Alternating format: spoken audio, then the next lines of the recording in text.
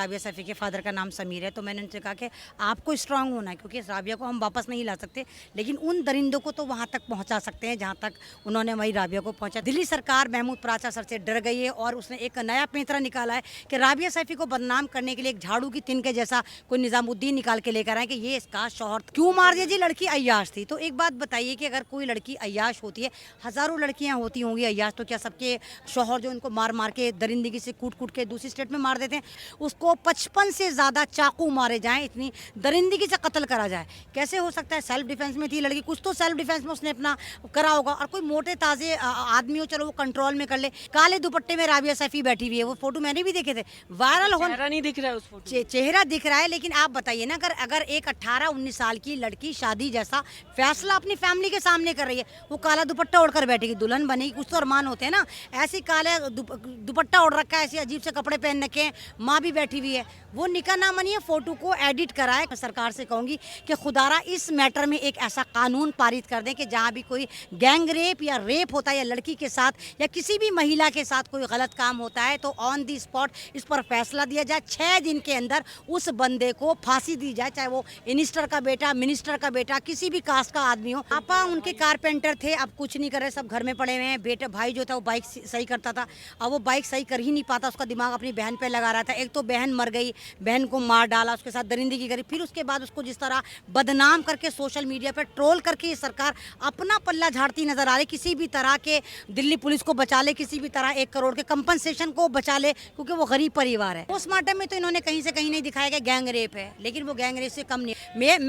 मैं अगर कोई मेरा मर्डर करके मुझे अमेरिका में जाकर डाल कर आ जाता है, तो क्या अमेरिका के जो बाइडन है वो मेरी FIR लिखवाएंगे वहाँ पर? मैं भारत की बेटी हूँ, मैं दिल्ली की बेटी हूँ, तो जो बंदा जहाँ कर होगा, जहाँ का रहने वाला होगा, जहाँ जॉब कर रहा होगा, FIR उसका वहीं पे जन्म सिद्ध अधिकार है और ये मेरा संविधान देता है। लेकिन ये लड़की की FIR अभी तक दिल्ली में नहीं लिखी गई। आप आवाज़ हैं, आप जनता हैं, आप वो आवाज़ हैं जो सरकारों के कान को, पर्दों को फाड़ सकते हैं। नमस्कार, आप देख रहे हैं सोशल न्यूज़। राबिया का केस पूरे दिल्ली में देखा जा सकता है, हर जगह कैंडल मार्च निकल रहा है, महिलाएं सड़क पे आ गई हैं।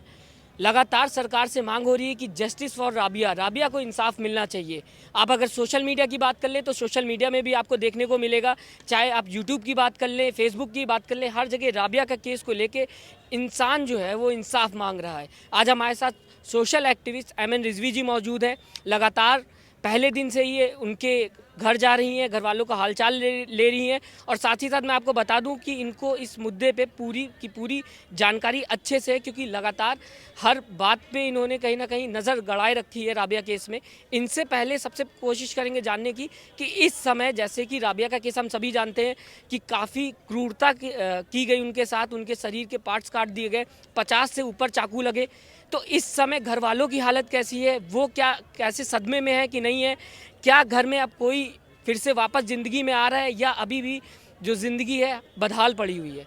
मैं सबसे पहले आपसे ये जानना चाहूँगा, आप लगातार घर जा रही हैं, घर वालों का हाल इस समय कैसा है? देखो, घर वालों का हाल बहुत ज़्यादा बुरा था। फिर मैंने भी 2-3 घंटे काउंसलिंग करी। मैंने इनसे कहा कि अगर अंकल आप ही नहीं लड़ेंगे तो सारी हिम्मत तोड़ देंगे कि आपको लड़ना है, क्योंकि वो हमारे घर का चिराग था।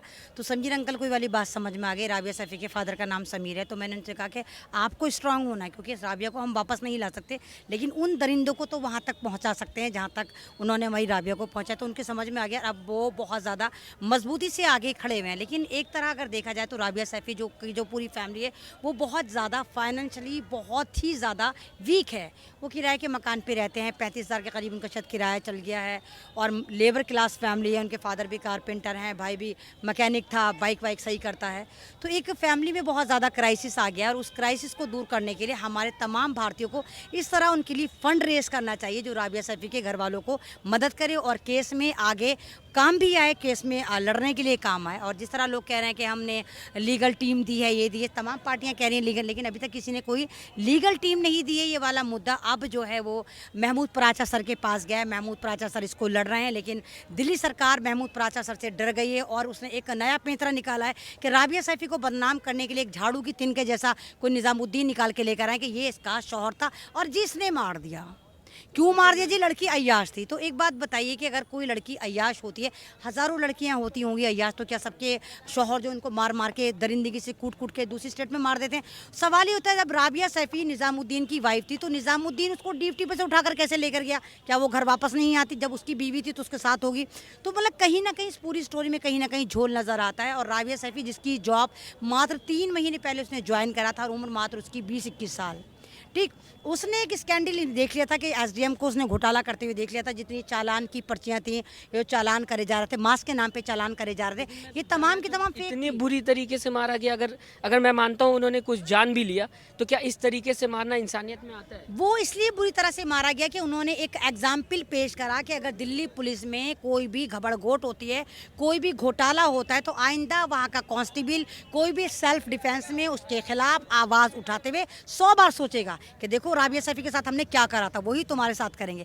क्योंकि इस कहानी में पूरा झोल है। अगर आप देखिए, सेल्फ डिफेंस में जॉब करने वाले को सेल्फ डिफेंस की तरफ से 1 करोड़ कंपनसेशन दिया जाता है। वहाँ पर तमाम पार्टी मेंबर पहुँचते हैं। अभी तक कोई नहीं पहुँचा, ना सेल्फ डिफेंस से पहुँचा, ना पुलिस से कोई पहुँचा, ना इवन दिल्ली में कोई FIR लिखने को तैयार है। इस पे जातिवाद भी माना जा सकता है। अब जातिवाद माना भी जा सकता है, क्योंकि इस वक्त सबसे ज़्यादा जो इजी टारगेट है या तो मुसलमान है या दलित समाज है। पूरा बहुजन समाज ही बहुत ज़्यादा टारगेट हो रहा है। अभी आप देखिए कि वो किस तरह दिल्ली कैंट में 9 साल की बच्ची को पुजारी ने गैंग रेप करके मारा था। वहाँ भी ये ड्रामेबाजी करी थी। वहाँ भी पुलिस जो है वहाँ पे लड़की की माँ को मारती नजर आती है, लड़के के बाप को मारती नजर आती है।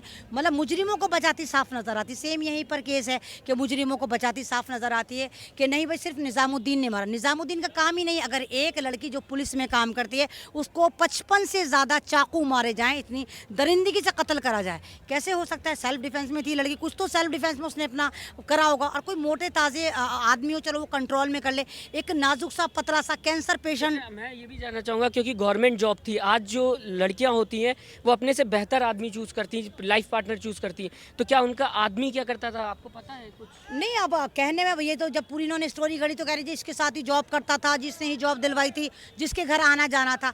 एक बात बताइए, उसकी फैमिली से हम लगातार बने हुए हैं। हम महमूद पराचा सर जो केस लड़ रहे हैं, हम उनसे बराबर बने हुए हैं। महमूद पराचा सर भी कह रहे हैं कि नहीं, निज़ाम को ना वो लड़की जानती थी, ना कभी निज़ाम आया। अब इन्होंने क्या करा है, इन्होंने दिल्ली सरकार ने, दिल्ली पुलिस ने लड़की का मोबाइल गायब कर दिया था। अब अच्छे से फोटो एडिट करिए, किसी लड़के को बिठा दिया जिसने एक पर्चा पकड़ रखा है कि देखो ये निका नामा पकड़ रखा है, काले दुपट्टे में राबिया सैफी बैठी हुई है। वो फोटो मैंने भी देखे थे, वायरल हो। चेहरा नहीं दिख रहा है उस फोटो चेहरा दिख रहा है, लेकिन आप बताइए ना, अगर एक 18-19 साल की लड़की शादी जैसा फैसला अपनी फैमिली के सामने कर रही है, वो काला दुपट्टा ओढ़कर बैठेगी, दुल्हन बनेगी, कुछ तो अरमान होते हैं ना। ऐसे काले दुपट्टा ओढ़ रखा है, ऐसे अजीब से कपड़े पहन रखे हैं, माँ भी बैठी हुई है, वो निकाह ना मनी है, फोटो को एडिट करा है कहीं ना कहीं बहुत ज़्यादा। मोबाइल को इन्होंने 10-12 दिन कहा कि हमें मिला है, तो 10-12 दिन में राबिया सैफी के मोबाइल में से फ़ोटो निकाल के पूरा एडिट करा है। और जब इन्होंने देखा कि राबिया सैफी की फैमिली झुकने को तैयार नहीं है, तो ये अब ये मामला बहुत तेज़ी से दिखाई कि फ़ोटो जो वायरल दिल्ली सरकार वायरल कर रही है, दिल्ली सरकार के जितने ये MLAs हैं ग्रुपों में वायरल करे जा रहे हैं, ताकि राबिया सैफी को बदचलन आवारा बता के उसका एक इमेज को इतना ज़ीरो कर दिया जाए कि लोग उसके लिए आवाज़ ना उठाएं। लेकिन आप लोगों को इस बात पे यकीन नहीं करना है। आप लोगों को राबिया सैफी के लिए आवाज़ उठानी है और आपको ये भी डिमांड करनी है सरकार से कि राबिया सैफी को 1 करोड़ का कंपनसेशन भी मिले, राबिया सैफी की फैमिली में किसी एक को गवर्नमेंट जॉब मिले, राबिया सैफी के घर को, फैमिली को एक ऐसा घर मिले जहाँ पर वो रह सकें। ये डिमांड करनी चाहिए पूरे भारत में। जब तक इसका फैसला, बहुत ज़्यादा ख़राब हालात हैं, बहुत ज़्यादा ख़राब हालात हैं। मैंने कहा बहुत ज़्यादा उनके घर में, मतलब किराए का एक छोटा सा मकान है उनका। मैं तो अपना समझती थी, लेकिन अब मैं अभी जब लगातार मैंने जाना शुरू करा तो समीर अंकल ने कहा कि बेटा ये मेरे किराए का मकान है, और अभी तक किसी ने फूटे मुंह से नहीं कहा कि हमसे कुछ ले लो, ना हमें किसी का चाहिए। मैं उनसे कह कर रही हूँ कि अंकल अगर कोई भी आपको देता है तो प्लीज़ आप पैसे लीजिए, आप ज़िंदगी गुजारिए, क्योंकि अगर आप सही सलामत होंगे, आप हष्ट पुष्ट और तंदुरुस्त होंगे, तभी तो हम राबिया सैफी के लिए जंग लड़ेंगे। अगर आप ही बीच में हमारा साथ छोड़ गए, आप बीमार हो गए, तो आप किस तरह लड़ेंगे? तो मैं तमाम आपके चैनल से तमाम उन लोगों से कहूँगी कि राबिया सैफी की मदद करिए, उसकी फैमिली की मदद करिए, जितना हो सकता है आप लोग उसके लिए फंड रेज करिए, उसकी फैमिली को पहुँचा कर, और जगह जगह पूरे भारत में में इसी तरह प्रोटेस्ट करिए जिस तरह आपने करे, ताकि राबिया सैफी को जल्द से जल्द इंसाफ मिल सके। और आपके ही चैनल से मैं सरकार से कहूँगी कि खुदारा इस मैटर में एक ऐसा कानून पारित कर दें कि जहाँ भी कोई गैंग रेप या रेप होता है या लड़की के साथ या किसी भी महिला के साथ कोई गलत काम होता है तो ऑन दी स्पॉट इस पर फैसला दिया जाए। 6 दिन के अंदर उस बंदे को फांसी दी जाए, चाहे वो मिनिस्टर का बेटा, मिनिस्टर का बेटा, किसी भी कास्ट का आदमी हो, उसको फौरन फांसी दी जाए। फिर देखिए आप किस तरह इन रेपों पर कंट्रोल होता है। यहाँ पर शरिया कानून लागू हो जाना चाहिए कि जिस तरह इस्लाम में है कि अगर कोई रेप करता है तो फौरन उसका सर कलम करा जाता है। आज भी सऊदी में करा जाता है। तो भारत में इसी तरह इन चीज़ों पे कंट्रोल हो सकता है, क्योंकि भारत का कानून इन्होंने इतना लचर बनाते जा रहे हैं कि रेपिस्टों को पूरा का पूरा संरक्षण में रखते हैं कि एक के बाद एक आप देखिए कि 24 घंटे गुजरते नहीं हैं, उससे ज़्यादा दरिंदगी निकल कर आ जाती। इस राबिया कांड के बाद ही 5 रेप कांड मैं ऐसा जानती हूँ जो बहुत ज़्यादा बर्बरता से करे गए। अच्छा, मैं ये भी जानना चाहूँगा, देखिए एक इंसान कहीं ना कहीं राबिया के केस में अगर देखा जाए तो सरकारी नौकरी थी, घर भी बताया जाता है चलाती थी, तो क्या कोई और भी जॉब करता था या उन्हीं के भरोसे पे घर चल रहा था? क्योंकि अगर उनके भरोसे पे घर चल रहा था तो आज कहीं ना कहीं किराया नहीं दे पा रहे होंगे, घर पूरी तरीके से टूट गया होगा इससे। भाई देखिए मेंटली तौर पे वो स्टेबल नहीं रहे, जिसकी बेटी के साथ इतनी दरिंदगी करी जाए। पापा जॉब करते हैं? पापा उनके कारपेंटर थे, अब कुछ नहीं कर रहे, सब घर में पड़े हुए हैं। बेटा भाई जो था वो बाइक सही करता था, अब वो बाइक सही कर ही नहीं पाता, उसका दिमाग अपनी बहन पे लगा रहा था। एक तो बहन मर गई, बहन को मार डाला, उसके साथ दरिंदगी करी, फिर उसके बाद उसको जिस तरह बदनाम करके सोशल मीडिया पर ट्रोल करके ये सरकार अपना पल्ला झाड़ती नजर आ रही। किसी भी तरह के दिल्ली पुलिस को बचा ले, किसी भी तरह 1 करोड़ के कंपनसेशन को बचा ले, क्योंकि वो गरीब परिवार है। तो इस तरह वो फैमिली बहुत ज़्यादा टूटी हुई, लेकिन हमारी सपोर्ट उनके साथ है और हमें उम्मीद है कि महमूद पराचा साहब जो ये केस देख रहे हैं वो किसी अहम फैसले पे जाके कोई ऐसा सज़ा उस बंदे को दिलवाएंगे, बंदों को दिलवाएंगे कि बहुत जल्दी बेनकाब होंगे कि राबिया सैफी को जो बदनाम करने की एक साजिश चल रही है वो जल्दी आप देखिए कि दूध का दूध पानी का पानी निकल कर आएगा। अच्छा, मैं लास्ट में आपसे ये जानना चाहूँगा, अभी पोस्टमार्टम की रिपोर्ट अगर आप गई होंगी तो आपने देखा होगा किस तरीके से आया है, रिजल्ट जो है सामने आया है, जो चाकू लगे थे उन सब चीज़ों पे क्या? पोस्टमार्टम में तो इन्होंने कहीं से कहीं नहीं दिखाया कि गैंग रेप है, लेकिन वो गैंग रेप से कम नहीं है। बताइए ना आप, कौन किस लड़की को ऐसे लेके जाता है कि उसके प्राइवेट पार्ट में भी चाकू ऐसे मारा के? तो कुछ नहीं था, ब्रेस्ट कटे हुए थे। इतनी नाजुक सी लड़की थी, मतलब 55 से ज़्यादा एक नाजुक मिजाज लड़की पे चाकू मारे गए। तो मतलब कहीं ना कहीं इतना जुल्म उसके साथ करा गया कि आइंदा कोई भी दिल्ली सरकार पर उंगली उठाते हुए, उनको बदनाम करते हुए या उनके खिलाफ बोलते हुए या दिल्ली पुलिस के खिलाफ बोलते हुए 100 बार सोचे। इसलिए राबिया सैफी क्योंकि एक मुस्लिम समाज से भी थी, एक महिला भी थी, इसको चुग्गा बना के एक मिसाल पेश करी गई है